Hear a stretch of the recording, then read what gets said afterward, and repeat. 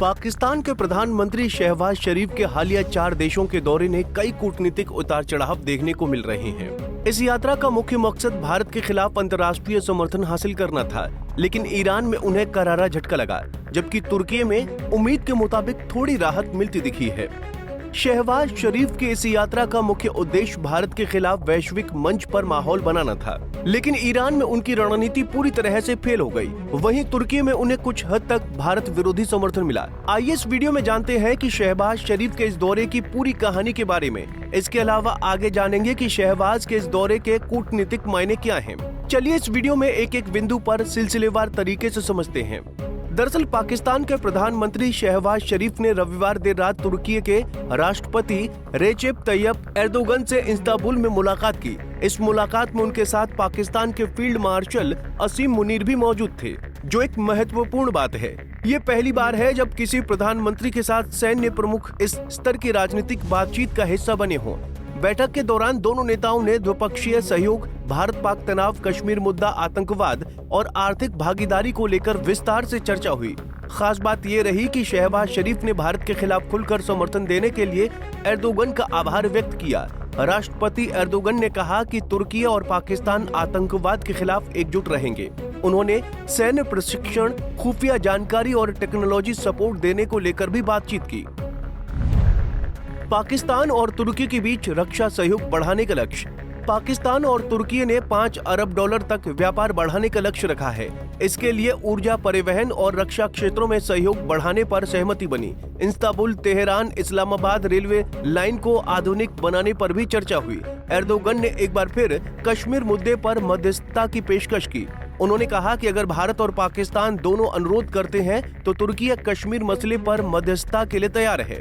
पहलगाम आतंकी हमले के बाद तुर्की ने पाकिस्तान का खुलकर समर्थन किया था। रिपोर्ट्स के मुताबिक तुर्की ने पाकिस्तान को ड्रोन, हथियार और लड़ाकू भी भेजे। तुर्की से निकलने के बाद शहबाज शरीफ ईरान पहुंचे, जहां उनकी रणनीति पूरी तरह से उल्टी पड़ गई। पाकिस्तान चाहता था कि ईरान कश्मीर और भारत का जिक्र करे, लेकिन ईरान इसके लिए तैयार नहीं हुआ।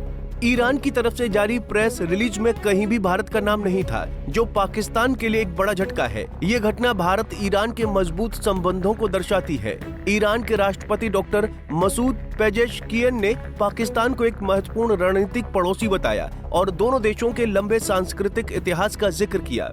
लेकिन प्रेस कॉन्फ्रेंस में ईरान की तरफ से भारत का जिक्र नहीं किया जाना सबसे महत्वपूर्ण था। ईरान ने इससे पहले पहलगाम आतंकी हमले की कड़ी निंदा की थी और युद्ध के हालात के बीच ईरान के विदेश मंत्री ने बारी-बारी से पाकिस्तान और भारत की यात्रा की थी।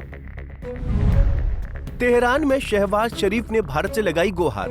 तेहरान में संयुक्त प्रेस कॉन्फ्रेंस के दौरान शहबाज शरीफ ने भारत के साथ पानी कारोबार और आतंकवाद के खिलाफ लड़ाई पर बातचीत करने की पेशकश की। उन्होंने कहा कि पाकिस्तान शांति के लिए इन मुद्दों पर बातचीत को तैयार है। हालांकि भारत का रुख बिल्कुल साफ है। भारत ने पाकिस्तान से केवल 2 मुद्दों पर बातचीत करने पर सहमति जताई है।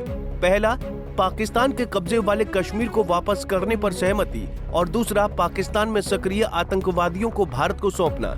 कश्मीर पर भी भारत अपनी स्थिति साफ कर चुका है कि ये उसका अभिन्न अंग है।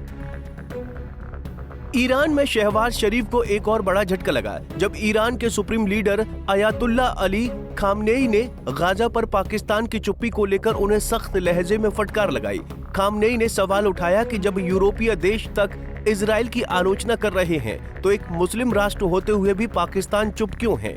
उन्होंने पाकिस्तान से गाजा के समर्थन में एक ठोस कार्य योजना यानी रोड मैप तैयार करने की बात कही। खामनेई ने यह भी साफ किया कि केवल बयानों से अब काम नहीं चलेगा। पाकिस्तान को खुलकर ईरान के साथ आकर इजराइल के खिलाफ खड़ा होना होगा, वरना उसकी मौन सहमति को समर्थन नहीं माना जाएगा। आपको बता दें कि पाकिस्तान के प्रधानमंत्री शहबाज शरीफ की ये यात्रा अभी भी जारी है।